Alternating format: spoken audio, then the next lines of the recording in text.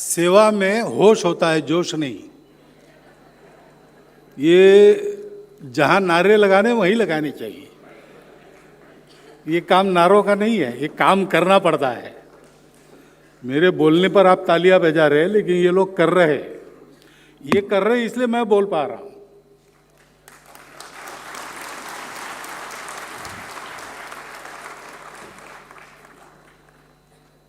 आदरणीय अर्जुन मुंडा जी, आदरणीय कपिल खन्ना जी,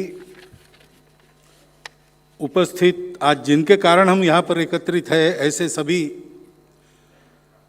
श्रद्धेय सेवावीर,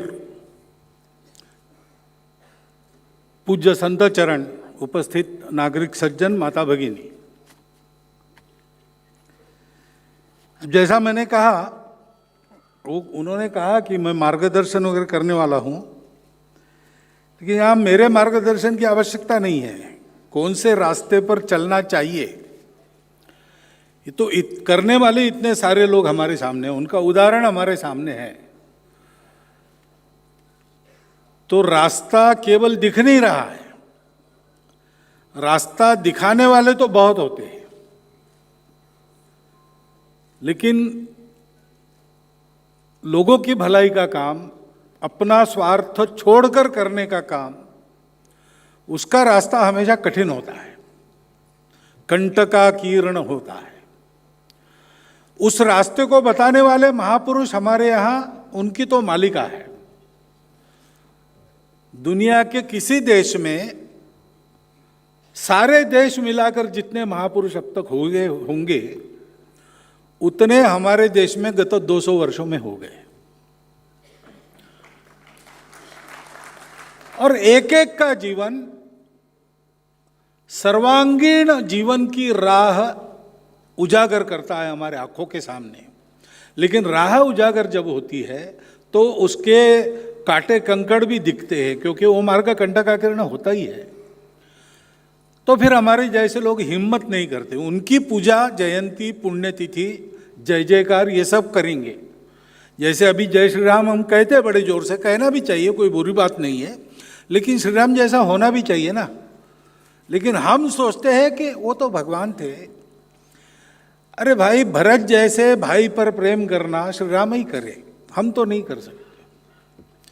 ये सामान्य व्यक्ति की प्रतिक्रिया रहती है। इसलिए उनके तेज में उजागर हुई राह पर चलने की हिम्मत देने वाले ये लोग होते हैं, जो हमारे जैसे ही होते हैं दिखने में, लोगों में वो अलौकिक नहीं बनते, किसी प्रकार की अपेक्षा नहीं रखते, अपना काम करते हैं, चुपचाप करते रहते हैं। स्वामी विवेकानंद ने एक बार कहा किसी अपने मित्र को या शिष्य को कि रे, तुम्हारे यीशु, बुद्ध और कृष्ण से 1000 गुना अधिक तेजस्वी लोग इस दुनिया में आए, चुपचाप अपना काम करके चले गए, किसी को खबर नहीं लगी। ऐसे गुप्त योगी होते हैं। ऐसे गुप्त योगियों को ढूंढ ढूंढ के आपके सामने लाने वाले ईश्वर संत फाउंडेशन का वास्तव में अभिनंदन है, हृदय से अभिनंदन। क्योंकि आज हमको चलने की जरूरत है। 75 वर्ष का उल्लेख हुआ। इन 75 वर्षों में जितना चलना चाहिए था, आगे बढ़ना चाहिए था, उतना हम नहीं बढ़े। बढ़ जाएंगे, वो कोई चिंता की बात नहीं है। लेकिन वहां तक देश को ले जाने का जो रास्ता है, उस पर चलेंगे तो चलेंगे ही नहीं। चले नहीं इसलिए नहीं बढ़े। वो एक सुभाषित है, योजनानाम सहस्रोपि शनैर गच्छेत पिपीलिका। सहस्र योजन भी छोटी चींटी अपने पैरों से धीरे धीरे चल के निकल जाती है। एक गांव से दूसरे गांव जाती है चिट्ठियां, है तो वैज्ञानिक सत्य है, जीव शास्त्र का अध्ययन करने वालों को मालूम है। माइग्रेशन होता है उनका, दूर दूर तक होता है, छोटे कदम भरते भरते देर सबेर पहुंच जाती है। और फिर कहा है कि अगच्छन वैनते योपी पदम एकम न गच्छति। अगर जाएगा नहीं, उड़ेगा नहीं, तो गरुड़ हो तो भी एक कदम भी आगे नहीं जा सकता। ताकत तो उसकी है पूरे आसमान को आलोड़न करने की, परंतु करेगा नहीं तो कैसे होगा। इसलिए आदर्शों के प्रकाश में हमको रास्ता पता है, उदाहरणों के प्रकाश में उस रास्ते पर कदम से कदम मिलाकर चलने की हिम्मत जगाने वाले आज के ये जो सारे हमारे उत्सव मूर्ति है, उनको मैं विनम्र प्रणाम करता हूं। और उनकी अनुमति से, क्योंकि आपने मुझे यहां खड़ा किया है, काम दिया है, सेवा वगैरह तो करता नहीं, एक आध कार्यक्रम में थोड़ा बोलने को कहा तो बोलता भी नहीं, ऐसा मेरी बदनामी न हो, इसलिए मैं कुछ बातें आपके सामने रखता हूं। आज के कार्यक्रम से ही संबंधित है। स्वर्गीय श्री खैराती लाल जी शर्मा ने अपने परिवार पर अपने स्वयं की कृति से और अपने बहुत स्नेहमय परामर्श से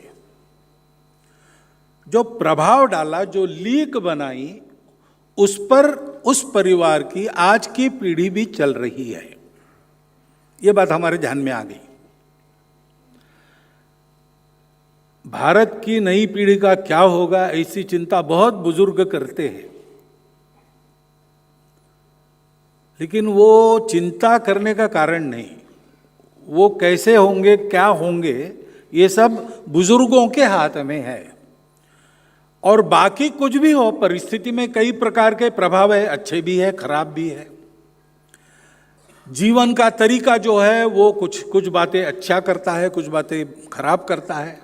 ये हो तो भी अगर अपने परिवार को हमने ठीक से संभाल लिया, केवल आर्थिक दृष्टि से नहीं, परिवार का वातावरण हमने ठीक रखा, अपने आचरण से अपने घर के सब लोगों के साथ आत्मीय संवाद के आधार पर उनको सिखाते समझाते चले गए, तो देश की कोई भी पीढ़ी कभी भी भटक नहीं सकती।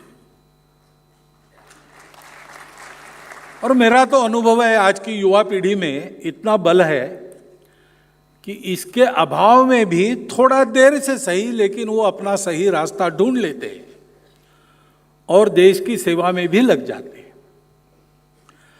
पहली तो इस कार्यक्रम से ले जाने की बात हमारे लिए ये है। दूसरा, कई बार लोग कहते हैं कि हम तो बहुत कुछ करना चाहते हैं, लेकिन हमको कुछ चाहिए तब कर सकेंगे ना। तो अनंतवासी राम सुखदास जी महाराज एक बार दिल्ली में आए, मुंबई में आए थे, चुनाव का समय था उस समय। तो एक सज्जन गए और उनको कहा कि आपके परिचय बहुत है और मैं समाज की सेवा करना चाहता हूँ, और सेवा के लिए अगर मुझे टिकट मिला और मैं चुन के आ गया तो सेवा करना आसान होगा। और बात तो सही है, आसान तो हो ही सकता है। और इसलिए उन्होंने कहा कि मुझे एक अथॉरिटी मिलेगी, साधन भी मिलेंगे, तो मैं अधिक सेवा कर सकूंगा, आप थोड़ा फोन करके बोल दीजिए। तो राम सुखदास जी महाराज ने मिला कि ये चुन के आने से फायदा क्या होगा, यही ना कि तुमको अधिकार मिलेगा और तुमको साधन भी मिलेगा। तो बोले हाँ। तो बोले कोई बात नहीं, मैं तुमको अधिकार दे देता हूँ, लिख के दे देता हूँ कि सेवा करने का अधिकार मेरे तरफ से इनको प्राप्त हुआ है। पूरे देश में तुम कहीं भी सेवा करो, तुमको कोई कठिनाई नहीं आएगी, और जितना खर्चा होगा सेवा में मेरे से ले लेना, मैं देते रहूँगा, तुमको कभी धन का अभाव नहीं होगा। मैं फोन नहीं करता, इतना करो तुम, मैंने दे दिया, लिख के देता हूँ, तुम करो सेवा। तो सज्जन वापस नहीं आए उनको मिलने के लिए। सेवा ऐसे होती ही नहीं। सेवा तो मनुष्य की मनुष्यता का एक स्वाभाविक आविष्कार है, स्वाभाविक अभिव्यक्ति है। मनुष्य सेवा के कारण ही मनुष्य माना जाता है। मनुष्य में संवेदना होती है, पशुओं में नहीं होती। आप पशुओं को देखो, भूख लगती है तो खाते हैं, संवेदना नहीं होती इसलिए चिंता भी नहीं होती। कोई बैल घास खाता है और कल के लिए गट्ठर बांध के ले जाता है, ऐसा आपने सुना है क्या? ऐसा कभी होता नहीं। उसका पेट भर गया, घास बची है तो भी ले नहीं जाएगा, दूसरा कोई उस घास को खाता है, खाने दो, उसको क्या चिंता है। जब तक उसकी भूख है तब तक किसी को खाने नहीं देगा, स्वयं खाएगा। लेकिन मनुष्य का ऐसा नहीं है। मनुष्य में विचार है, बुद्धि है, और बुद्धि कुबुद्धि भी हो सकती है, सुबुद्धि भी हो सकती है। बुद्धि होना एक बात है, बुद्धि को उचित दिशा मिलना दूसरी बात है। और इसलिए मनुष्य के मन की संवेदना को उसने सुना तो वो नर से नारायण बन जाता है। मनुष्य ने अगर मन के अहंकार को चुना तो वो नर का नराधम हो जाता है। और इसलिए अपने यहां पर यह कहा गया है कि आहार निद्रा भय मैथुनम च सामान्य में तत् पशुभिर नराणा। बायोलॉजिकल एनिमल मनुष्य भी है, इसलिए बायोलॉजी में लिविंग थिंग के जितने फंक्शन है उतने सब मनुष्य करता है। वो छोड़ ही नहीं सकता, उसको करना ही पड़ता है। भूख लगती है तो खाना ही पड़ता है, कोई भी हो। पहुंचे हुए महात्माओं को भी कुछ तो आहार प्राप्त करना पड़ता है। हाँ, हम सामान्य मनुष्य ये भौतिक अन्न से प्राप्त करते हैं, वो सीधा वैश्विक ऊर्जा को प्राप्त करते हैं। लेकिन बिना ऊर्जा के कोई काम नहीं चलता। ऊर्जा के स्रोतों का उपयोग मनुष्य अपने आहार के लिए करता ही है। ऐसे सारी बातें मनुष्य को करनी पड़ती।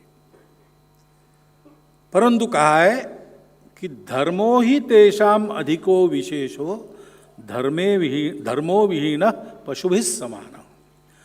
तो मनुष्य की विशेषता क्या है? उसके पास धर्म है, वही उसकी विशेषता है, उसके कारण वो मनुष्य है। अब ये धर्म बड़ा कठिन शब्द है, समझ में नहीं आता। लोग धर्म कहने के बाद एकदम पूजा देखने लगते हैं। तो पूजा तो सब धर्मों में एक छोटा अंग है। यहाँ जो धर्म कहा है वो जिसको आज मानव धर्म कहते हैं या हिंदू धर्म कहते हैं, उसको कहा गया है। यानी हिंदुस्तान से निकले सभी धर्म। क्योंकि वो ये नहीं कहते कि इसकी पूजा करो उसकी पूजा करो। उसके प्रवर्तक उन पंथ संप्रदायों के धर्मों के वो कहते कि मैंने ऐसा किया, मुझे मिला, तुम मेरे रास्ते चलो तुमको भी मिलेगा। कैसे चलना मैं बताता हूं, तुम मेरे ही रास्ते से चलो, ऐसा कोई नहीं कहता। क्योंकि पूजा एक छोटा अंग है। वास्तव में धर्म क्या है? तो अपने यहाँ श्रीमद् भागवत में कहा है कि धर्म के 4 पैर हैं। एक है सत्य। सत्य धर्म तभी आता है जब सब में एक तत्व है। अब वो तत्व जड़ है कि चेतन है, जड़ से आया कि चेतन से आया, ये विवाद का विषय है, दर्शनों का विषय है। यहां तक सब एक है। विश्व की एकता, अस्तित्व की एकता, ये भारत से जो विचार निकले उन सबको मान्य है। वो एकता कैसी है, उसका स्वरूप क्या है, उसको पाना कैसे, इसके बारे में सबके मतभेद है। लेकिन इसलिए अपने यहां कहा गया है कि वो जो है सत्य वो है, वो जो है सो है, एक ही है। कहीं से भी चलो तुम वहीं पहुंचते हो, कहीं से भी कुछ करो तुम उसी को भजते हो। और इसलिए वो तुम्हारा रास्ता तुम चुन लो, उस सत्य को तुम देखो और तुमको जैसे दिखता तुम बोलो, ये तुम्हारे लिए है। लेकिन दूसरे को ऐसा ही दिखता है, इसका आग्रह मत करो। दूसरे का अपना रास्ता है, उसका अपना दर्शन है, उसने देखा, चलो झगड़ा मत करो, ये सत्य है, उसका अनुसंधान करो। क्योंकि सत्य में सारा सुख मिलेगा, कभी न जाने वाला सुख मिलेगा। दूसरा सुख का रास्ता नहीं है। भौतिक सुखों के पीछे ज्यादा भागोगे तो गड्ढे में जाओगे। वो सुख पाना है, इसलिए रखना है शरीर को, उतनी आराधना करो। केवल अध्यात्म के पीछे जाओगे तो भी गड्ढे में जाओगे। अध्यात्म का साधन है शरीर मन बुद्धि, उसको ठीक रखने के लिए जितना है उतना उपभोग का वर्ण करना, बाकी संयम से काम लेना और सत्य का प्रणिधान करना। लेकिन वो सत्य बड़ा कठोर भी है, क्योंकि उस सत्य को जब देखते हैं तो ये दिखता है सबको कि वही मूल है, दूसरा कुछ नहीं है। अभी साइंटिस्ट को भी, किसी भी साइंटिस्ट को पूछिए कि ये मनुष्य, ये बेंच, ये आप लोग बैठे हैं, मैं बोल रहा हूँ, बाहर कारें खड़ी है, गाय बैल घूम रहे देहातों में इधर उधर, ये सब, वो कहता है सब इलेक्ट्रॉन्स, प्रोटॉन्स, न्यूट्रॉन्स उसके अंदर, और एकदम क्वार्क्स और क्वासास तक के कण है, कणों का खेल है साहब। तो बस कुछ है नहीं, कुछ जाता नहीं। Law of conservation of mass, E=mc², वगैरह वगैरह सारी बातें, यानी कुछ समाप्त नहीं होता, जो है सो है, वो कम नहीं होता, ज्यादा नहीं होता। अब ये इतना कठोर है, इसका मतलब क्या होता है आप जानते हैं? हमारे यहाँ भी ऐसे ही कहा है कि सब कुछ ब्रह्म है और वो शाश्वत है, और ये हम लोग जो है ऐसे उपजते हैं और जाते हैं। पानी में जैसे बुलबुले उपजते हैं, वैसे विश्व उपजते हैं और उनका संहार होता है, मिट जाते हैं। वो जहाँ है वहाँ, जहाँ है जैसा वैसा रहता है। इसका मतलब होता है कि आपके जीने मरने का कोई अर्थ नहीं मेरे लिए, क्योंकि मैं फील करता हूँ मेरे अपने आप को, केवल मेरी ही जीने मरने का अर्थ है। तो इस सत्य को ऐसा का ऐसा हम स्वीकार ही नहीं कर सकते। मेरे जीने मरने का तो मुझे ख्याल रहता ही है, मेरे अपनों के जीने मरने का भी मुझे ख्याल रहता है, उसका सुख दुख को मैं भोगता हूँ। तो इसलिए केवल सत्य नहीं, सत्य के साथ दूसरा है करुणा, यानी संवेदना। क्योंकि जो सत्य है, उस सत्य तक पहुंचने के लिए इस दुनिया से अगर जाना है, तो इस दुनिया में हम सब लोगों के रहने के लिए आधार क्या है? पश्चिम कहती है वो संघर्ष है, जो बलवान होगा वो जिएगा, उसकी दया पर बाकी सब रहेंगे अथवा नहीं रहेंगे। लेकिन ऐसा देखेंगे तो फिर दुनिया में साधन बहुत कम है। गांधी जी कहते थे, in this world there is enough for everyone's need, but entire world cannot satisfy anyone's greed. और मनुष्य के स्वभाव में लोभ भी एक तत्व है। तो इसलिए संयम, सदाचार, संवेदना, करुणा, ये सारी बातें आती है। नहीं तो सत्य को स्वीकार करके उसको हम प्राप्त भी नहीं कर सकते। और इसलिए दूसरा पैर है करुणा।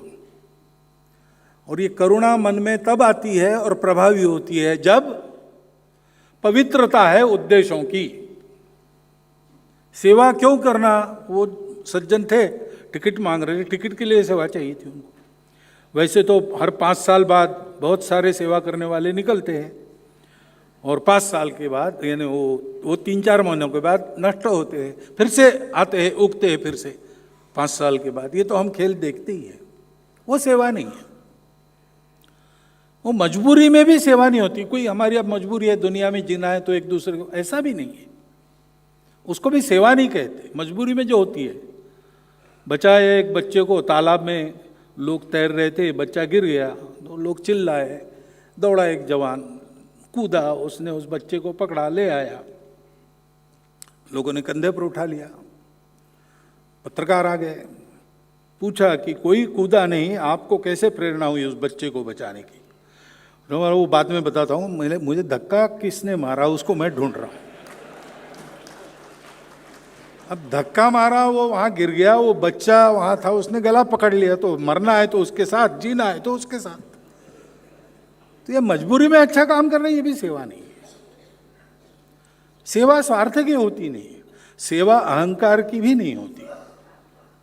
मैंने सेवा की, ये आता है तो सेवा का सारा पुण्य नष्ट होता है।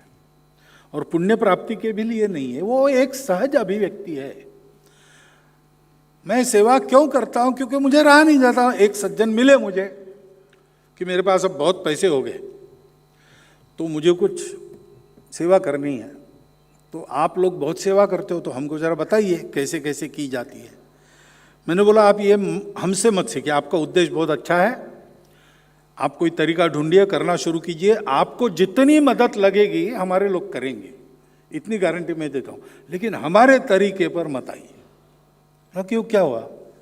बोला देखो हमारा स्वयंसेवक वो भी फटेआला ही है, तो होता है, कोई बड़े व्यक्तियों का संघ है नहीं, सामान्य लोगों का संघ है। उसको समाज में कुछ कमी दिखती है, कुछ दुख दिखता है तो रहा नहीं जाता, वो दौड़ पड़ता है, वो विचार भी नहीं करता ये काम अपने से होगा, अपने पास साधन है, समाज अपने साथ रहेगा, वो दौड़ के काम करने लगता है। अपना समाज ऐसा है कि प्रामाणिकता से कोई काम कर रहा है तो उसको कोई कमी नहीं होने देता, अपना समाज ऐसा। अब आप तो पहले आपके पास पैसे तो बजटिंग से प्रारंभ करेंगे, वो हमारे यहाँ नहीं चलता है, इसका कोई बजट नहीं है, जितना आवश्यक है उतना करना, अपने पास जो है वो सब दे देना, ऐसे ही सेवा होती है। वो जो दीपों का वर्णन, तरह तरह के दीप होते हैं, लेकिन एक दीप सर्वोत्तम माना गया है, वो रत्न दीप है, उसका अपना प्रकाश होता है। और इसलिए अपेक्षन्ते न च स्नेहम, उस दीप को किसी का स्नेह नहीं चाहिए, या स्नेह यानी तेल भी होता है, तो उस दीप में तेल की जरूरत नहीं है। न पात्रम, स्टेटस नहीं चाहिए उसको, वो कहीं भी रखो प्रकाश देगा, आप उसको ऊंचे ही रखना पड़ेगा, हवा ना लगे ऐसी जगह रखना पड़े, कुछ उसकी कोई अपेक्षा नहीं। अपेक्षन्ते न च स्नेहम न पात्रम न दशांतरम, बीच बीच में उत्साह कम होता है, जरा बाती सरसाओ भैया, बड़ी करो, ये उसको नहीं करना पड़ता।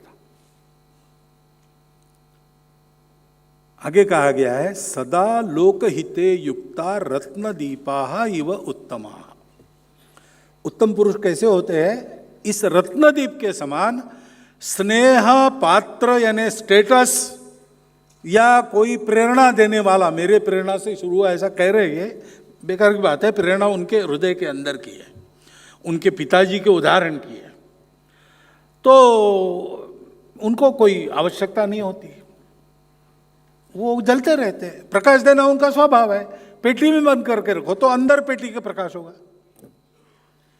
ऐसा रत्नदीप के जैसा लोकहित में रत उत्तम पुरुष होते हैं, ऐसे जीवन अपने सामने है।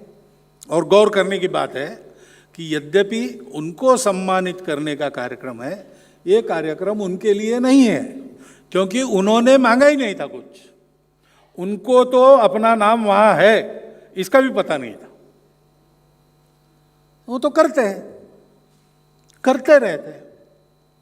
मैं तो बहुत सारे लोगों को जानता हूं, उनको पता नहीं था कि हम सब लोग उनके लिए खड़े हो जाएंगे, यहाँ उनका सम्मान होगा। उन्होंने काम शुरू किया तब भी अगर कंप्यूटर में डाटा फीड करते कि इनके पास क्या क्या है काम करने के लिए, तो कंप्यूटर कहता कि ये काम चलेगा ही नहीं, लेकिन वो चल पड़ा और आगे बढ़ा। आज उनके अपने क्षेत्र में उस काम की एक कदर है, उनको नहीं चाहिए, है रत्नदीप है तो प्रकाश मिलेगा ही मिलेगा, लोग कहेंगे कि चमक रहा है, रत्नदीप चमकने के लिए नहीं बैठा है, वो उसका स्वभाव है भैया। ऐसे ये सारे लोग हैं, तो ये कार्यक्रम उनके लिए थोड़ी है, उनको हमारे सामने लाया जा रहा है क्योंकि हमारा जीवन ऐसा बने।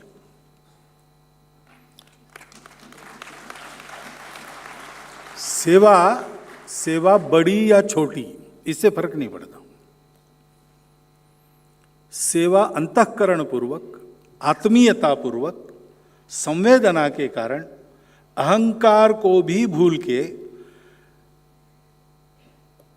नारायण मेरे सामने या भगवान मेरे सामने, आप जिसको भी मानते हैं सर्वोच्च, वो मेरे सामने उस रूप में प्रकट होकर मेरे अंतःकरण को पवित्र करने का अवसर मुझे दे रहा है, ऐसा मानकर जो की जाती है, वो छोटी हो या बड़ी हो, उसका मूल्य समान है।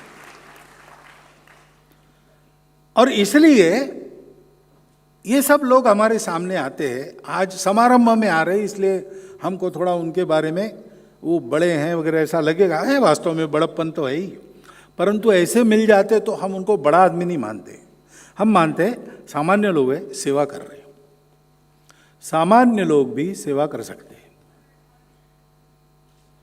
हम लोग हमारे घर में अपना जीवन चलाने के लिए सहायक होने वाले कितने लोग हैं अपने आसपास? हम विचार करें, हमारे घर में कोई बर्तन मांजने वाली महिला आती है क्या? उसके बच्चों की पढ़ाई ठीक हो रही कि नहीं, हमारा ध्यान है क्या? उसके घर में व्यसन मुक्ति हो गई, ऐसा हम कर सकते हैं क्या? हम जिस हेयर कटिंग सैलून में शहरों में होते हैं, कस्बों में और कम होते हैं, और गांव देहात में तो नाऊ घर पर आता है, ऐसी स्थिति आज भी कहीं कहीं है, लेकिन ये हमारा ही जीवन चलाते हैं ना, तो उनका सब कुछ ठीक हो रहा है क्या? बिल्कुल, सेवा के लिए क्षेत्र आपको ढूंढना नहीं पड़ेगा, अपने चारों ओर हम अपनी शक्ति लगाकर ठीक कर सकते हैं। ऐसी बहुत सी बातें हैं। अभाव को दूर करना, दुख को दूर करना, उन्नति के पथ पर ले जाना, सामाजिक महत्व के या व्यक्तिगत महत्व के, स्वच्छता से लेकर पर्यावरण तक जो विषय है उसमें लोगों की जागृति करना है, उससे अच्छा मनुष्य उसको बनाना, भौतिक आध्यात्मिक दोनों रूपों में ये सेवा है। और विशेषकर जिसकी सेवा करते हैं वो सेवा देने वाला होना चाहिए, वो सेवा असली सेवा है। एक कहावत भी थी ऐसी कि आप भूखे को एक मछली देते हो, उसके बजाय उसको मछली पकड़ना सिखाओ तो ज़्यादा, तो सदा के लिए इलाज हो जाएगा। ऐसे इस सेवा के द्वारा देने वाला रह नहीं जाता, वो लेते लेते देने वाला बन जाता है। कविता कुछ मराठी में एक कविता है कुसुमाग्रज कि देने वाला देता जाए, मैं हिंदी बता रहा हूं उसका, देने वाला देता जाए, लेने वाला लेता जाए, लेते लेते लेने वाला देने वाले के हाथ ले जाए। ये देते रहना चाहिए तो वो भी देने वाला बनेगा।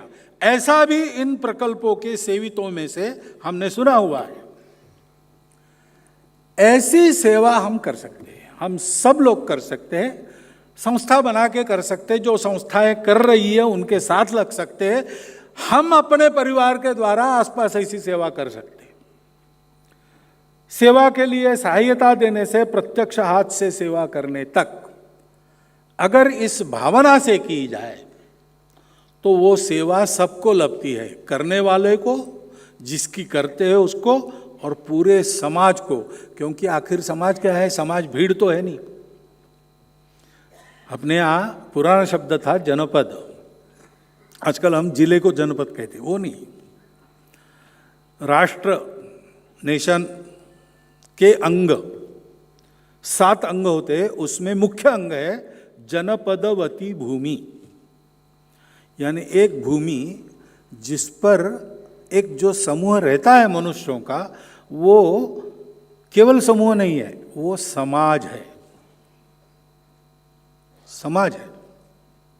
समाज है यानी क्या है? उसके सामने एक निश्चित उद्देश्य है और वो परस्पर आत्मीयता से बंधा है, संवेदना से बंधा है। सबकी चिंता करके उस समूह के सब लोग चलते, केवल अपने अपने नहीं देखते। Everyone for himself, they will take the hinder most, ऐसी भीड़ होती है। लेकिन समाज होता है कि कहीं कुछ गड़बड़ हुई तो दौड़ पड़ता है। जैसे जीवंत शरीर होता है, तो जीवंत शरीर में कहीं एक जगह कांटा चुभ गया तो तुरंत आंखें उधर जाती है, हाथ आगे जाते हैं उस कांटे को निकालने के लिए, बुद्धि विचार करती है इस पर कोई दवाई लगाना चाहिए क्या, सारा शरीर वहां की सेवा में जुट जाता है। और डायनासोर नाम के प्राणी आपने सुने, वो कैसे खत्म हुए होंगे, कैसे खत्म हुए? अनेक कारण बताते हैं। उसमें एक कारण ये भी बताते कि उसका शरीर इतना प्रचंड था कि एक जगह कांटा चुभा तो उसकी संवेदना, उसके मगज छोटा था, उस दिमाग तक उसकी संवेदना जाना, वहाँ से कृति का आदेश जाना और फिर कृति होना, इसमें बहुत समय लगता था। इतने समय में तो, और नोचने वाला नोच के ले जाए मांस का टुकड़ा, और इसलिए उनका पतन बहुत जल्दी हुआ। अब हम 130 करोड़ वाले हैं, 3000 किलोमीटर लंबी चौड़ी भूमि है, प्रचंड देश है अपना, और इस प्रचंड देश में विविधता भी है, जैसे शरीर के अवयवों में होती है। लेकिन इतना प्रचंड शरीर होकर भी यूनान मिस्र रोमा सब मिट गए जहां से। कुछ बात है कि हस्ती मिटती नहीं हमारी। ये आज तक कैसे हुआ है? आज तक ऐसे ही हुआ है। हमारे सामने एक सब भारतवासियों के सामने एक आदर्श है, पूरे विश्व को सुसंस्कृत करना है। पूरे विश्व को मनुष्य जीवन कैसे जिया जाता है अपने जीवन से सिखाना है। किसी को जीतना नहीं है, किसी को बदलना नहीं है, उसको समृद्ध करना, जैसा है उससे अधिक अच्छा बनाना है, यही सेवा है। और पूरे भारतवर्ष के लोग प्राचीन समय से पूरे भारत को अपना मानकर चलते हैं, भूमि को भी और लोगों को भी। पूरे भारत का वर्णन रामायण में है, पूरे भारत का वर्णन महाभारत में है। कालिदास तक कवियों ने भारत प्रशस्ति गाई है, और यह वेदों से लेकर जो अखंड परंपरा चलती है सारे भारत को अपना मानने की, देखने की, वो अभी तक जारी है। ये जो संवेदना है, इस भूमि के प्रति अपनी संवेदना है, और इस भूमि के पुत्रों के प्रति अपनी संवेदना है, क्योंकि इस भूमि को हम मातृभूमि मानते हैं। उसकी प्रत्येक संतान हमारी अपनी सहोदर भैया बहन है, सगे भाई बहन है हम सब लोग।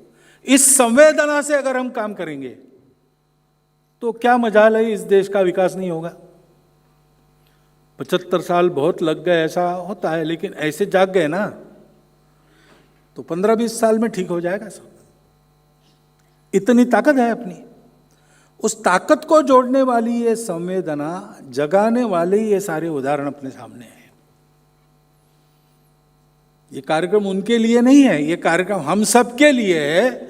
हम जागे, अपने जीवन को सेवा में लगा दे, अपने देश को परम वैभव संपन्न और विश्वगुरु बनाए, ताकि संपूर्ण मानवता इस प्रकार एक आत्मीयता के सेवा भाव से आप्लावित होकर सुख शांतिमय सुंदर जीवन जीते हुए कोई व्यक्ति दुखी न हो, कोई व्यक्ति अभावग्रस्त न हो, किसी के मन में किसी चीज का मलाल न हो, जिसको जो चाहिए वो सब मिले, और सब मिलके इस अपने विश्व को अधिक सुंदर सुसज्जित पर्यावरण शुद्धता को लाते हुए करे, ऐसे जिए। ऐसी दुनिया बनाने वाला भारत खड़ा हम कर सकते हैं अगर हम अपने अपने दायरे में, जो छोटा है बड़ा है जैसा है, उस दायरे में इन उदाहरणों का प्रत्यक्ष अनुकरण करते हैं। मुझे लगता है कि इस प्रकार का कार्यक्रम इसलिए किया जाता है कि हमारे लिए उसमें एक बोध है, उस बोध को ग्रहण करें, उसका चिंतन करें और चिंतन को कृति में बदले। इतना एक अनुरोध आपके सामने करता हूं और धन्यवाद करता हुआ मेरे 4 शब्द समाप्त करता हूं।